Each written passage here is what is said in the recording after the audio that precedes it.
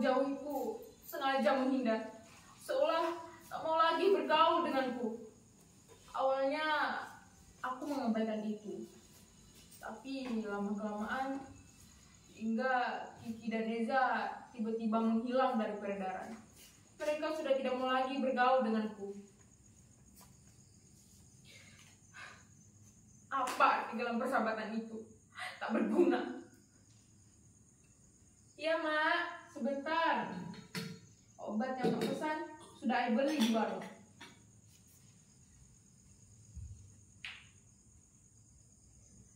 Mak sedang sakit. Sudah 1 bulan ini. Aku belum mampu membawanya ke dokter. Kata orang, biaya berobat ke dokter itu mahal. Apa? BPJS? Dari mana kamu membayar iuran per bulannya? Kata Bu Siti yang bekerja di puskesmas, BPJS yang menunggak dan tidak dibayar akan dikenakan denda. Sudahlah, orang susah dilarang sakit. Itulah mengapa sudah hampir 1 bulan ini aku menggantikan ibu untuk berburu karton dan barang-barang bekas ke toko-toko. Sering aku memungut sampah yang dibuang secara sembarangan. Aku tak habis pikir, mengapa orang-orang bisa membuang sampah secara sembarangan? Tidakkah mereka tahu bahwa tindakan yang mereka lakukan itu bisa mencemari lingkungan yang kita tinggali ini? Sedangkan tong sampah dibiarkan begitu saja, tidak dipergunakan sebagaimana mestinya. Sejak bapak meninggal 5 tahun yang lalu, emaklah yang mencari nafkah untuk membiayai hidup kami. Sempat menjadi buruh cuci dengan upah yang seikhlasnya. Tapi upah yang diterima emak tidak sebanding dengan resiko yang dihadapinya. Bila ada pakaian rusak dan kotor, emak harus menggantinya 2 kali lipat. Lambat laun, tenaga emak sudah tidak mampu lagi untuk mencuci. Akhirnya, emak memilih menjadi pemulung. Dalam sehari, emak bisa mengumpulkan sampah 10-15 kg sampah. Tak banyak uang yang dibawanya ke rumah. Sampah yang terkumpul terjual dengan harga Rp3.000 per kilogram.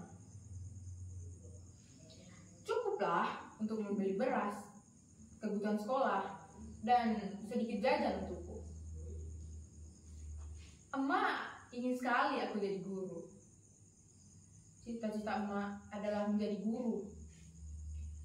Emak berpesan begini, Ai, bagaimanapun pedihnya hidup, kamu jangan pernah menyerah dengan cita-citamu. Ingat, kamu masih punya Tuhan. Begitu katanya. Saat ini emak sedang sakit.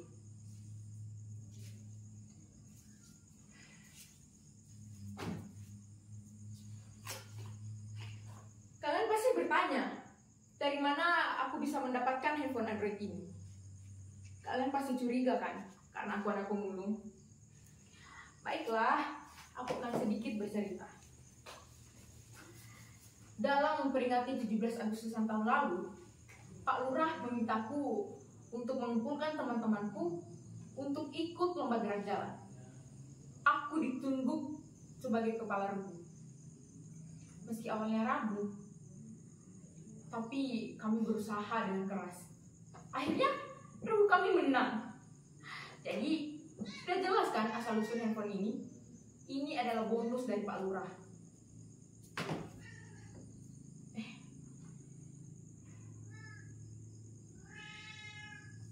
Sampah, sampah, sampah. Sampah plastik menyebabkan pencemaran tanah karena sifatnya yang sulit terdekomposisi. Sampah plastik membutuhkan 10-20 tahun untuk dapat terurai secara alami. Saat ini, Indonesia masih mengalami krisis sampah. Konsumsi penduduk setiap tahunnya terus meningkat, tetapi kesadaran untuk memilah sampah tidak ikut meningkat.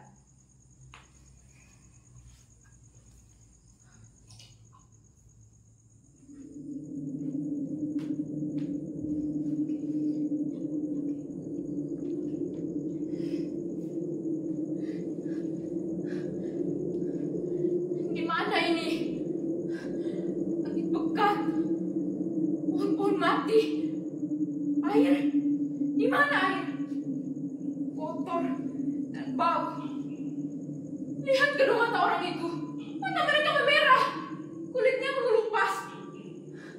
Jangan mendekat. Jangan mendekat. Pergi. Pergi. Hah. Kenapa rambut rontok begini? Kulit ai melepuh. Panas. Tenggorokan. Tak bisa bernapas. Tolong. Tolong. Tolong.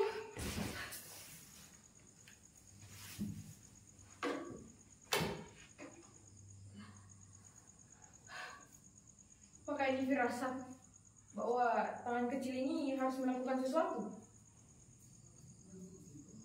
Apa yang bisa aku lakukan dengan barang-barang ini? Aku pernah mengikuti pameran daur ulang. Di pintu masuk ada spanduk yang bertuliskan, jika tidak bisa mengurangi, maka perbaiki, gunakan kembali, haluskan kembali, jual kembali, dan daur ulang. Aku masih ingat tulisan itu. Jujur saja, saat itu aku masih belum minat untuk mengolah sampah. Bagiku, sampah itu adalah sesuatu yang menjijikan dan jorok. Waktu itu aku pernah diajak ibu guru untuk ikut workshop. Di sana diajarkan bagaimana memilah barang-barang yang sudah tidak bernilai menjadi sesuatu yang bernilai dan dapat dijual. Contohnya, vas bunga dari kemasan kopi, tas dari kemasan kopi, bunga dari sedotan, dan juga lampu hias dari botol bekas. Dan harganya pun jika dijual akan pantas untuk didapatkan. Lantas, kenapa aku harus minder dan malu?